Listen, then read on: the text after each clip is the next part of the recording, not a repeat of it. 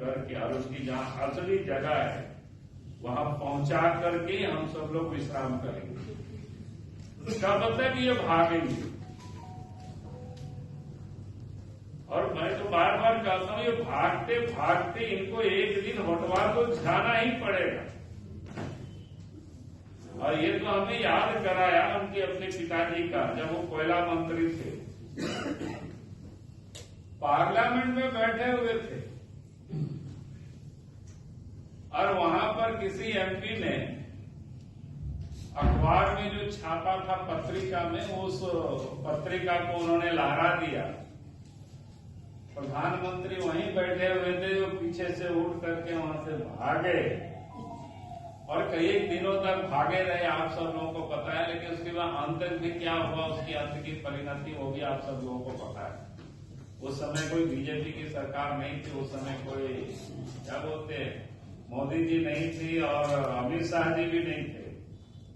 उस समय तो मनमोहन सिंह की गवर्नमेंट में ये खुद मंत्री थे और वहां से भाग करके, और बाद में मनमोहन सिंह बेचारे इधर उधर खुले गए, कहाँ है खोज रहे हैं, ये तो फरार।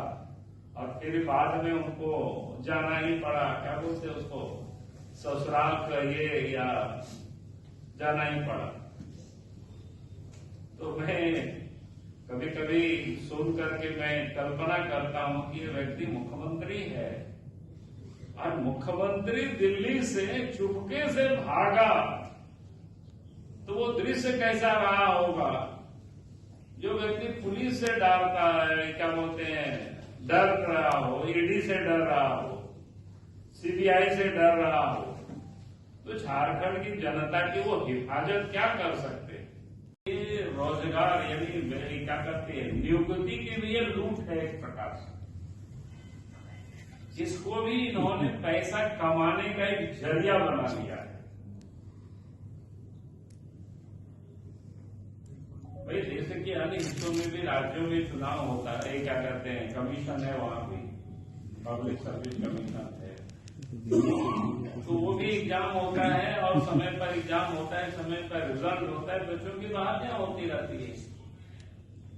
लेकिन झारखंड में तो इन 4 वर्षों में जिस प्रकार से इन्होंने दावे किया था, 4 वर्षों में क्या हुआ किसी से छुपा हुआ है। अब तो हेमंत सोरेन से उम्मीद भी नहीं की जा सकती, क्योंकि इस राज्य की ये जो मुख्यमंत्री है, कोयला के लूट में इनका संरक्षण प्राप्त है, बालू के लूट में इनका संरक्षण प्राप्त है,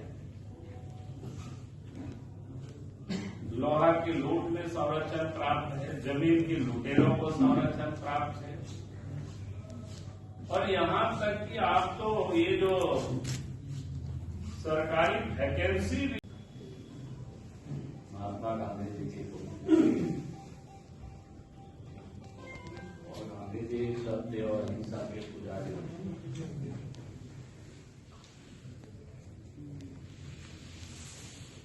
और आज इस प्रदेश में तथाकथित अपने को रखने वाले लोग करके सरकार चला दी है। क्योंकि राज्य की हालात क्या है वो मैंने कई दफा आप सब लोगों के साथ मुखातिब होकर के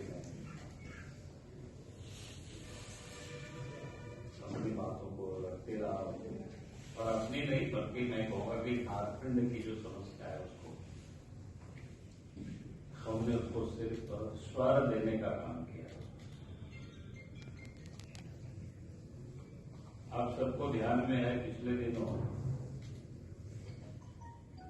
ये जो एसएससी का जो एग्जाम होने वाला था, एग्जाम तो हो रहा था 28 तारीख को, लेकिन उससे 2 दिन पहले से ही जगह जगह से लड़कों का टेलीफोन आ रहा और लड़का लोग फिर उसी समय से बता रहा था कि सर पूरी सीटें बिक रही,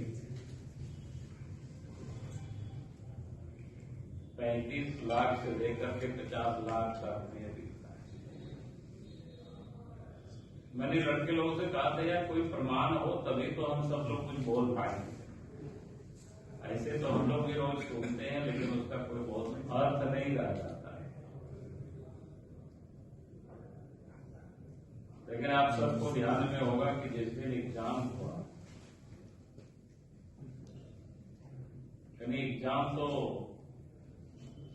उससे पहले ही क्वेश्चन पेपर जिसको बोलते हैं आंसर शीट वो लीक हो गया था, वायरल हो रहा था। वो भी हम लोगों ने देख लिया, फिर हमने ट्वीट भी कर दिया था, आप सब लोगों ने देखा। जो चेयरमैन है उनके ऊपर भी एफआईआर होनी चाहिए और पूरे मामलों की जांच सीबीआई से करानी चाहिए। उस दिन भी मैंने इस बात को दोहराया। आप सब लोगों ने देखा, किसी किसी के न्यूज में विषय भी आया है, किसी से छुपा हुआ नहीं है। मैं आज ये कह रहा था कि 4 वर्षों से झारखंड में हेमंत सोरेन के नेतृत्व में गठबंधन की लोगों की सरकार चल रही है। 4 वर्षों में राज्य की हालत सुधरा नहीं बल्कि और बिगड़ा।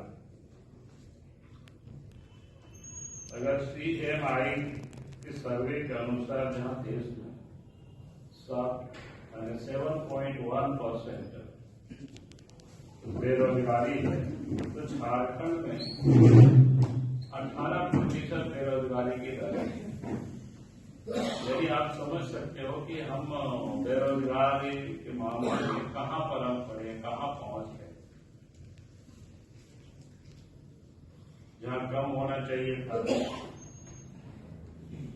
राज्य में जो रजिस्टर्ड है वो लगभग 11 लाख ऐसे